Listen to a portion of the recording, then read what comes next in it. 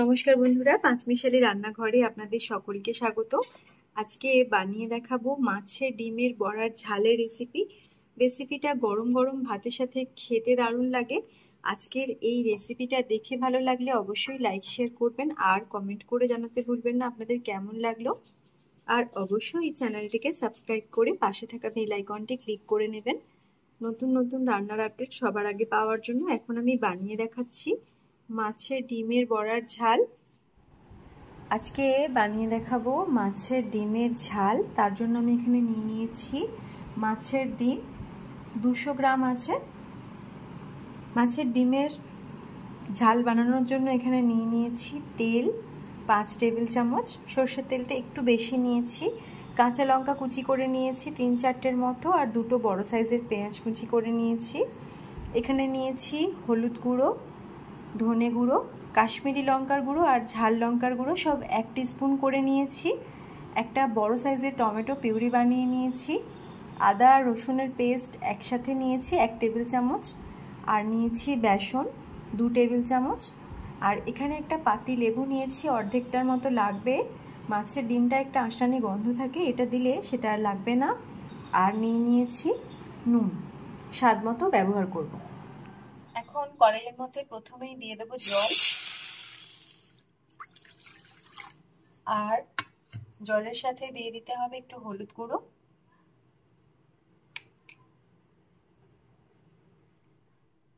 এখন হলুদ জলটা ফুটতে শুরু করেছে, এবার আমি এর মধ্যে ডিমটা দিয়ে 2 মিনিট এভাবেই রেখে দেব।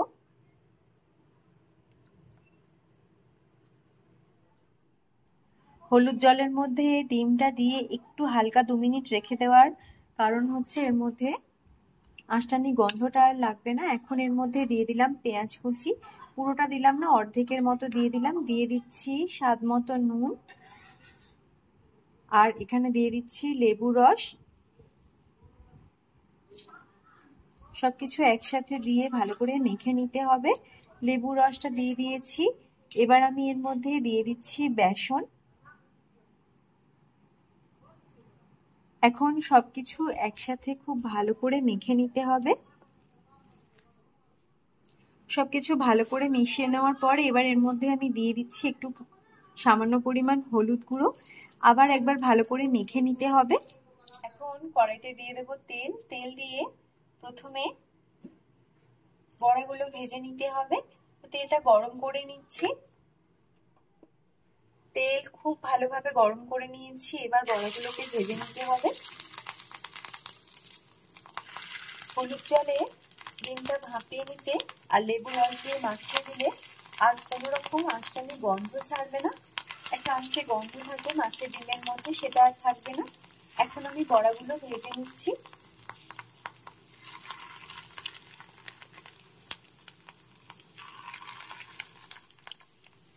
এখন ডিমের বড়াগুলোকে ভেজে নিয়েছি, এপাশ ওপাশ করে একটু ভালো করে ভেজে নিয়েছি। বাকি বড়াগুলোকেও একইভাবে ভেজে নিতে হবে। এখন এগুলো তেল ছেঁকে তুলে নিচ্ছি।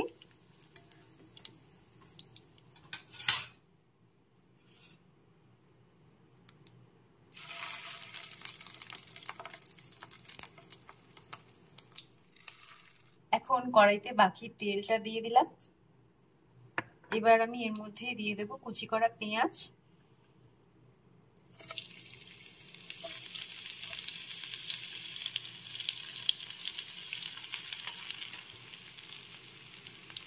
পেঁয়াজ কুচিটা একটু ভেজে নিতে হবে। পেঁয়াজটা একটু ভেজে নিয়েছি, এবার দিয়ে দিচ্ছি আদা রসুনের পেস্ট আর সাথে টমেটো পিউরি। এখন আরো একটু নেড়েচেড়ে নিতে হবে। আদা রসুনের একটা কাঁচা গন্ধ থাকে, একটু ভালো করে নেড়েচেড়ে নিলে সেটা আর থাকবে না।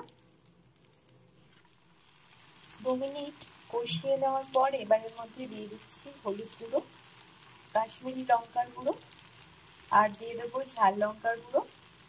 গুঁড়ো মশলাগুলো এক এক করে সব দিয়ে দিচ্ছি, সাথে ধনে গুঁড়ো। এবার একটু স্বাদ মতো নুন মিশিয়ে নিতে হবে।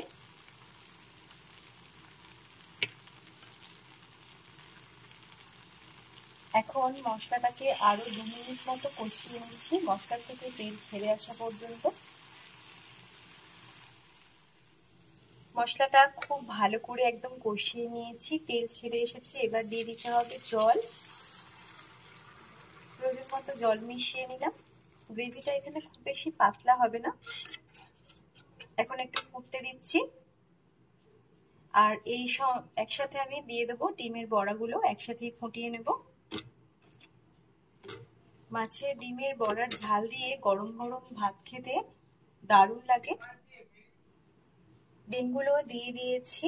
এবার 2 মিনিট মতো ফুটিয়ে নিতে হবে, 2 থেকে 3 মিনিট মতো আমি ফুটিয়ে নিচ্ছি। 3 মিনিট মতো ফুটিয়ে নিয়েছি, এখন একদম রেডি হয়ে গেছে মাছের ডিমের বড়ার ঝাল। ওপর থেকে একটু কাঁচা লঙ্কা ছড়িয়ে দিলে খেতে আরো ভালো লাগবে, তাই আমি ওপর থেকে আরো একটু কাঁচা লঙ্কা কুচি ছড়িয়ে দিলাম। এখন গ্যাসটা অফ করে দেব। একদম রেডি হয়ে গেছে মাছের ডিমের বড়ার ঝাল। আপনারাও ট্রাই করতে পারেন রেসিপিটা, আশা করি ভালো লাগবে।